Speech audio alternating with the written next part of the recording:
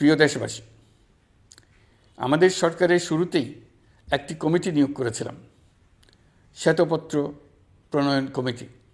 এই কমিটির কাজ ছিল অভ্যুত্থানের পর অর্থনীতি কোন পরিস্থিতিতে যাত্রা শুরু করলো তার একটা দলিল রচনা করা। এতে কি পেলাম কি পেলাম না তার একটা চিত্র তুলে ধরার দায়িত্ব দেওয়া হয়েছিল এই কমিটিকে। ডক্টর দেবপ্রিয়ার সভাপতিত্বে গঠিত 12 সদস্যের শ্বেতপত্র প্রণয়ন কমিটি নির্ধারিত সময়ে এই কঠিন কাজ সম্পন্ন করে আমাদের কাছে 400 পৃষ্ঠার একটা বিস্তারিত রিপোর্ট পেশ করেছে। রিপোর্ট পড়ে দেশের মানুষ হতভম্ব হয়ে গেছে। দেশে বিদেশে অনেক প্রতিষ্ঠান ও ব্যক্তি গভীর আগ্রহ নিয়ে এই রিপোর্টটি সংগ্রহ করছে। দেশের মধ্যে পত্রপত্রিকা, সেমিনার, আলোচনা সভা, টেলিভিশনে এই নিয়ে প্রচুর আলোচনা হচ্ছে। ফ্যাসিবাদী সরকার দেশের অর্থনীতিকে ভেঙে দিয়ে গেছে, এটা সবাই বুঝতে পারছিল, কিন্তু অর্থনীতিকে কী পরিমাণ ধ্বংসস্তূপে পরিণত করে দিয়ে গেছে তার পরিমাপ সম্বন্ধে কোনো ধারণা করতে পারছিল না।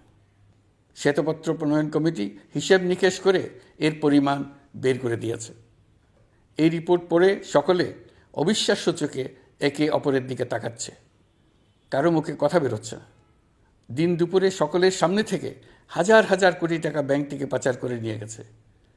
কেউ বলার ছিল না, কেউ দেখার ছিল না।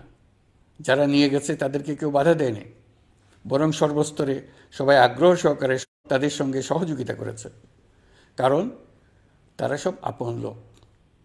বিশাল বিশাল প্রকল্প নেওয়া হয়েছে ঋণের টাকায়।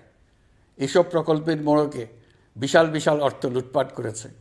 প্রকৃত ব্যয়ের চাইতে কত বেশি ব্যয় ধরে কাদের হাতে টাকাটা পাচার করে দেওয়া হয়েছে তাও এই প্রতিবেদনে তুলে ধরা হয়েছে। শ্বেতপত্র প্রণয়ন কমিটি তাদের প্রতিবেদনে তুলে ধরেছে যে বার্ষিক উন্নয়ন ব্যয়ের প্রায় অর্ধেক টাকায় লুটপাট হয়েছে। দেশে এমন ধরনের পোষ্যতোষী পুঁজিবাদ তৈরি করা হয়েছিল যার সুবিধাভোগী ছিল স্বৈরাচার ও তার সহযোগীরা। প্রতিবেদনে উল্লেখ করা হয়েছে যে নির্দিষ্ট কিছু গোষ্ঠীকে সুবিধা দিতে যে পরিমাণ কর ছাড় দেওয়া হয়েছে সেটা অর্ধেকে নামিয়ে আনা গেলে দেশের শিক্ষা বাজেট দ্বিগুণ, স্বাস্থ্য বাজেট 3 গুণ করা সম্ভব ছিল। পাচার করা এই টাকা আপনাদেরই টাকা। তারা প্রকাশ্যে আপনাদের কষ্টার্জিত টাকা লুট করে বিদেশে ভোগবিলাসে ব্যয় করছে।